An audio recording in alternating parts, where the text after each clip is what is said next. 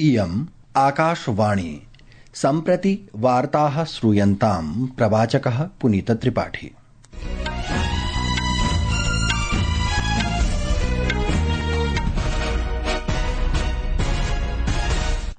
आदौ मुख्याः वार्ताः।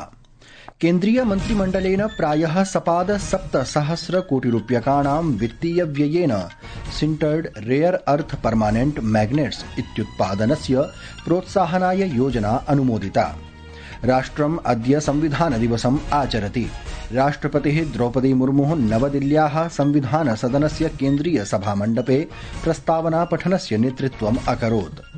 भारतं विकसितं सशक्तं च राष्ट्ररूपेण अग्रे गमिष्यतीति धिया प्रधानमन्त्री नरेन्द्र मोदी नागरिकान् स्वकर्तव्यानि निर्वोढुम् आह्वयत्। दिल्ली आततायिनः विस्फोटे भयोत्पादकम् आततायिनम् उमर उन नबी इत्येनम् आश्रयं दत्तवानिति कारणेन राष्ट्रियान्वेषण अभिकरणेन फरीदाबाद नगरस्य एकः निवासी गृहीतः। अपि च संयुक्त राष्ट्रसंघः अग्रिम महासचिवस्य नियुक्तेः प्रक्रियाम् आरभत। सदस्य राष्ट्राणि महिलाभ्यर्थिनां नामाङ्कनानां प्राधान्यतायै प्रार्थयन्। अथ वार्ताः विस्तरेण। केन्द्रीय मन्त्रिमण्डलेन अद्य 80,200,700 कोटिरूप्यकाणां वित्तीयव्ययेन सिण्टर्ड रेयर अर्थ परमानेंट मैग्नेट्स इत्यस्य उत्पादनं प्रोत्साहनाय योजना अनुमोदिता।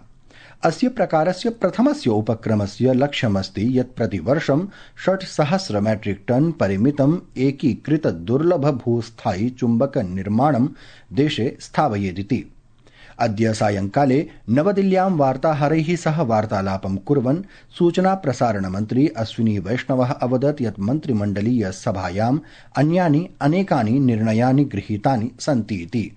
Rare earth permanent magnet manufacturing scheme. हम सब जानते हैं कि रेयर अर्थ और परमानेंट मैग्नेट ये आज एक स्ट्रेटेजिक सेक्टर से जुड़ी हुई चीज बन चुके हैं और इसके साथ 3 और बड़े फैसले लिए गए हैं, जिसमें पुणे मेट्रो का एक्सपेंशन है, दूसरा द्वारका जी से कनल की डबलिंग का रेलवे लाइन का, और चौथा है बदलापुर से Karjat 3rd and 4th railway line का। अद्य राष्ट्रपतिपदासीना द्रौपदी मुर्मुः संविधानदिवसस्योपलक्ष्ये नवदिल्ल्याः संविधानसदनस्य केन्द्रीय सभामण्डपे संविधानस्य प्रस्तावनापठनस्य नेतृत्वं कृतवती। अवसरेऽस्मिन् भाषयन्ती सा उक्तवती यत् संविधानं राष्ट्रियपरिचयस्य आधारः अस्ति। राष्ट्रम् अग्रे नेतुम् औपनिवेशिक मनोवृत्तेः स्थाने राष्ट्रवादी दृष्टिं स्थापयितुं च मार्गदर्शक संरचना अस्तीति। सा वोचत् संविधानेन जनानाम् आकांक्षाणाम् अभिव्यक्त्यै अत्यन्त प्रभावकः प्रारूपः प्रदत्तोऽस्ति। सामाजिक, आर्थिक एवं राजनैतिक न्याय, स्वतंत्रता, समता और बंधुता। मुझे ये देखकर हर्ष होता है कि इन सभी आयामों पर संसद सदस्यों ने संविधान निर्माताओं की परिकल्पनाओं को यथार्थ स्वरूप प्रदान किया है। उपराष्ट्रपतिः सीपी राधाकृष्णनः उक्तवान् यत् संविधाने स्वतन्त्रतायै संघर्षं कुर्वतां कोटिशः देशवासिनां सामूहिक ज्ञानं, पवित्रता, स्वप्नानि च अन्तर्भूताः सन्ति।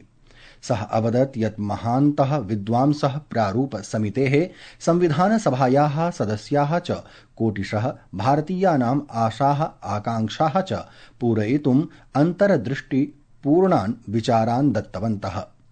The whole world is now celebrating democracy, but democracy is not a new concept to our mother Bharat. History reveals that democracy has been existing in the places like Vaishali in the north and the Chola rulers adopted Kudavolai in the south. That makes us proud to call Bharat as the mother of democracy. लोकसभायाः अध्यक्षः ओम बिरलावर्यः स्वकीये वक्तव्ये उक्तवान् यत् संविधानस्य मार्गदर्शने देशः सुशासनस्य, सामाजिक आर्थिक विकासस्य च परिवर्तनयात्राम् आरभतीति। सः अवदत् यत् यदि संविधानस्य अक्षरशः अनुपालनम् अनुसरणं च क्रियते तर्हि स्वतन्त्रतायाः शतवार्षिक्यं यावत् भारतं विकसितराष्ट्रं भवितुं शक्नुयात्। अस्मिन् अवसरे राष्ट्रपतिः मलयालम, मराठी, नेपाली, पंजाबी, बोडो, कश्मीरी, तेलुगु, ओडिया, असमी इत्यादिषु भाषासु संविधानस्य अनुवादितं संस्करणान्यपि प्रकाशितवती। स्वतन्त्रतायाः वर्षद्वयानन्तरं संविधानस्य ऐतिहासिकं स्वीकरणं स्मृत्य संविधानदिवसस्यावसरे प्रधानमन्त्रिणा नरेन्द्रमोदिना नागरिकेभ्यः पत्रं लिखितमस्ति। सः राष्ट्रस्य प्रगतिं मार्गदर्शयितुं संविधानस्य चिरस्थायिकां भूमिकाञ्च अधोरेखितवान्। श्रीमोदी स्वकीये पत्रे उल्लिखितवान् यत् 15-द्विसहस्रतमे वर्षे सर्वकारः पवित्रस्यास्य संविधानाख्यस्य लेखस्य सम्मानार्थं नवम्बर मासस्य 26 दिनाङ्कः संविधानदिवसत्वेन घोषितोऽस्ति। प्रधानमन्त्रिणा नागरिकान् आहूय उक्तं यत् मतदानाधिकारस्य प्रयोगेण लोकाः लोकतन्त्रं सुदृढं कुर्युरिति। प्रियाः श्रोतारः, संस्कृतवार्तायाः संस्करणमिदम् इदानीम् आकाशवाणीतः प्रसार्यते। सममेव अयं कार्यक्रमः आकाशवाण्याः अन्तर्जालपटले www.newsonair.gov.in इत्यत्र अथ न्यूज़ ऑन एआईआर चलदूरभाषीय तन्त्रांशे अपि उपलब्धो भविष्यति। प्रधानमन्त्री नरेन्द्रमोदी अद्य तेलंगाना राज्यस्य हैदराबाद नगरे सैफ्रॉन विमानयान सेवा इंडिया इति सेवायाः आभासीय माध्यमेन उद्घाटनं कृतवान्। अस्मिन् अवसरे सम्बोधयन् सः अवदत् यत् भारतं विश्वस्य द्रुतगत्या वर्धमानेषु देशीय विमानयान विपणेषु अन्यतमम् अस्तीति। सः अवदत् यत् भारतं निवेशस्य नवान्वेषणस्य च स्वागतं करोति। उत्पादन संबद्ध प्रोत्साहन योजनाभिः भारतं गम्यस्थानरूपेण चितुम् आकर्षिताः सन्ति। प्रधानमन्त्री अवदत् यत् देशे निवेशं कुर्वन्तः जनाः न केवलं निवेशकरूपेण अपितु सह निर्मातृरूपेण अपि भारतं पश्यन्ति इति। ग्लोबल इन्वेस्टमेंट और ग्लोबल इंडस्ट्रीज को आकर्षित करने के लिए हमने स्वतंत्र भारत के कुछ सबसे बड़े रिफॉर्म्स किए। पहला, हमने अर्थव्यवस्था के दरवाजे खोले। दूसरा, हमने अपनी फंडामेंटल्स को और मजबूत किया। तीसरा, हमने बिजनेस को आसान बनाया। अधिकांश सेक्टर्स में 100% एफडीआई ऑटोमेटिक रूट से संभव है। डिफेंस जैसे सेक्टर जहां पहले प्राइवेट सेक्टर को जगह नहीं थी, वहां भी 74% तक एफडीआई ऑटोमेटिक रूट से खोल दिया गया है। श्री मोदी अवदत् यत् सैफ्रॉन विमानयान सेवा सुविधा स्वावलम्बनस्य स्थितिस्थापकस्य च भारतस्य निर्माणार्थं महत्वपूर्णं सोपानमस्ति। सः अवदत् यत् अद्यारभ्य भारतस्य विमानयान उद्योगः नूतनयात्रां कर्तुं सज्जः अस्ति। सः अधोरेखितवान् यत् सैफ्रॉन इत्यनेन स्थापितम् एतत् नूतनं केन्द्रं भारतं वैश्विक अनुरक्षण परिष्करणरूपेण स्थापयितुं साहाय्यं करिष्यतीति।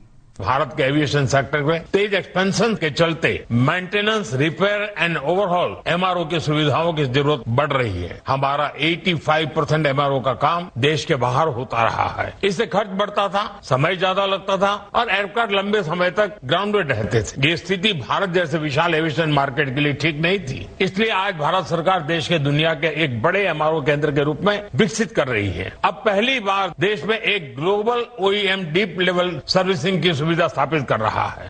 राष्ट्रियान्वेषण अभिकरणेन अद्य देहली आतंक विस्फोट प्रकरणे आतंकवादिनं उमर उन नबी इत्येनम् आश्रयं प्रदानाय फरीदाबाद नगरस्य एकः निवासी निगडितः। एकस्मिन् वक्तव्ये एनआईए इत्यनेन सूचितं यत् हरियाणा राज्यस्य फरीदाबाद नगरस्य सोएब इति नाम्ना अभिधीयमानः अभियुक्तः अस्मिन् प्रकरणे गृहीतः 7मः प्रमुखः अभियुक्तः अस्तीति। लोकसभाध्यक्षः ओम बिरला वर्यः अद्य अवदत् यत् संघ लोकसेवा आयोगस्य यात्रया देशस्य प्रशासनिक संरचना सुदृढा अभवत्। नवदिल्ल्यां यूपीएससी इत्यस्य शतवार्षिक समारोहं सम्बोधयन् सः अवदत् यत् अस्याः संस्थायाः पारदर्शिता, उत्तरदायित्वं, निष्पक्षता, गोपनीयता च यूपीएससी आयोगं सम्पूर्णे विश्वे पारदर्शी संस्थायाः रूपेण अस्थापयत्। संयुक्त राष्ट्र संघः अग्रिम महासचिवस्य नियुक्तेः प्रक्रियाम् आरभत। सदस्य राष्ट्राणि महिला अभ्यर्थिनां नामाङ्कनानां प्राधान्यतायै प्रार्थयन्। गुवाहाटी नगरे द्वितीयायां क्रिकेट निकष क्रीडायां दक्षिणाफ्रिका दलेन भारतम् 8-4 धावनाङ्कैः पराजित्य अद्य 2-0 शृङ्खलैषा समापिता इति वार्ताः।